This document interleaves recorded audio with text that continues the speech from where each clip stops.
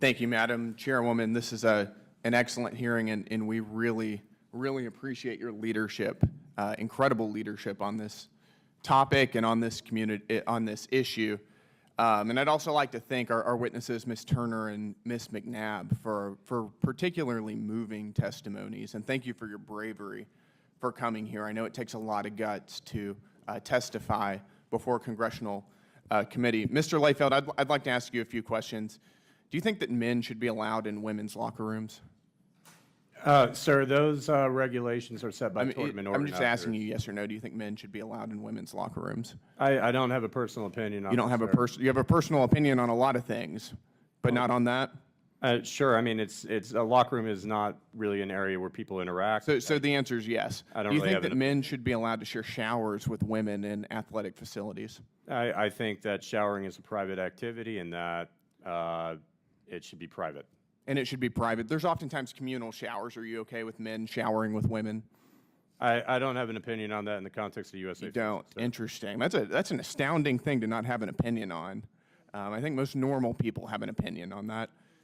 Are you okay with women being at a disadvantage when competing against men in sports? Sir, mixed events happen all the time, and women are that's not my question. Are you okay with, let me ask it this way, are you okay with cis females being at a disadvantage? If their competitor, assuming that you're talking about, it's a yes or no question, female, that they've met the requirements set forth in the policy. Why did you post on social media for the world to see? You were asked in an anonymous question, which you posted online. Are you okay with cis females being at a disadvantage? You said yeah. Yeah, I believe it was Congressman Cloud that had asked me about that, sir, and I'm happy to address it again. That was a one-word answer to a more nuanced topic, and I feel like if I could take it back and expound a little bit more than what I had there. Reclaiming my time. Sure. Do you think that do you think that parents who don't want their daughters competing against men in women's sports are whiny? No, sir. You don't? Why did you write that on social media? I've got a picture here where you posted that. You were allegedly responding to a parent who didn't want their daughter being beaten up by men in sports competitions. You said, I'm not going to pull her from the sport and write a whiny email announcing my departure. Sir, Mr. Congressman Jack had asked me about that and want to be crystal clear that was an inappropriate message. Do you think that they're cowardly? Sir, no, I don't. I don't at all. And in fact... Why did you write that on social media? I regret it, sir. I deleted it shortly after posting, and I certainly don't feel that way anymore. And given a lot of the messages that we receive, and even conversations that I've had, do you think that Ms. parents Turner, who don't want their daughters competing against men in sports should be compared to the Ku Klux Klan?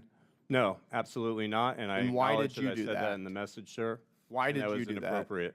That was inappropriate? Yes, sir. Yeah, you're right. That isn't inappropriate. I'd like to read what you wrote and what you posted on social media. Sure.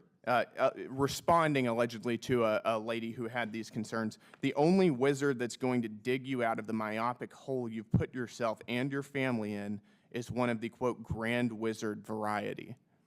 Inappropriate, sir, and I acknowledge that I said it, and I will commit to never making a message like that again. That was in response to a parent, according to you on social media, who had a problem with this. Was this a real email that you were responding to? It was a real email, sir. I did not respond to it and hit send. This was a real email. Did an actual parent write this, or did you write this email? It was written by an actual person claiming to be a parent. They were not a member of our Were you that actual person?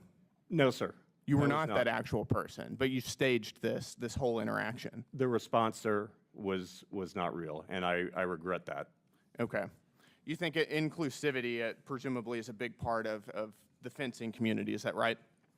I would say so, sir. We're a very welcoming community, and I'm proud of that. Are you welcoming to Trump supporters? Absolutely. Absolutely. Then why did you, in your Facebook page, from the fencing coach, write, imagine being one of 71 million people dumb enough to vote re-election for a treasonous clown who's permanently banned from Twitter for inciting an insurrection, you mad MAGA bros? I acknowledge that I stated that in my personal capacity, sir. However, as chair, that was from the fencing coach. I have to acknowledge that 77 million people voted for him in re-election. That wasn't your personal capacity. That was from your capacity as, quote, the fencing coach online. Yes, like to that ask is you- that is my blog, sir. That's my publication, and I acknowledge writing that. All right, my time is up.